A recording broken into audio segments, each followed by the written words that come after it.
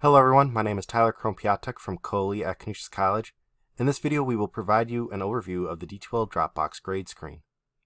The D2L Dropbox Grade screen provides you with a lot of information you can access quickly and allows you to easily assess student submissions. Let's get started. To get to the grade screen, go to the Dropbox tab in D2L, then click on the name of the Dropbox you want to assess. Finally, click on the student that you want to evaluate.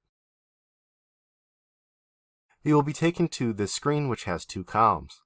The left column is the submission information column, and the right column is the evaluation column. The first thing you will notice above the submission information column is that you have the student's name and a drop-down menu with the title of User Submissions. If the student submitted a lot of files, or if I want to find a file quickly, I can use this drop-down menu to provide a condensed list of all the files that the student submitted.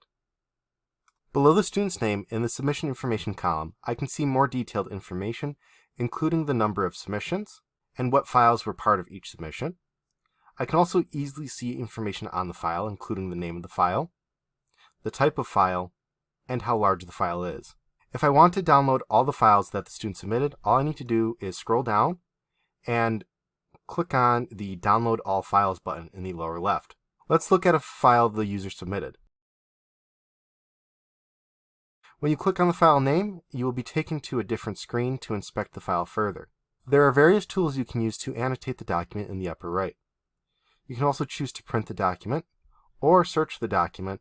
If you want to view another file that the user submitted, you can click on the drop-down mentioned earlier. Then you can choose one of the other files.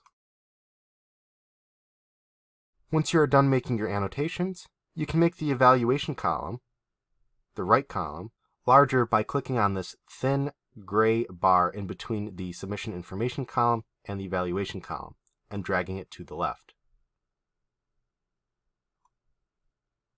This can be useful if you are on a smaller screen and want a larger space to type your evaluation to the student.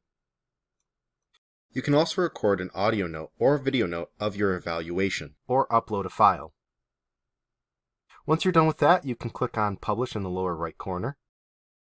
And after that, you can go to the next student in your class by clicking on either the right arrow if there are more students, or the left arrow if there are students previously.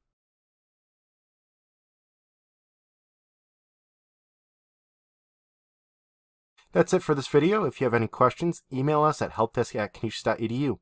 Thanks for watching and have a good rest of your day.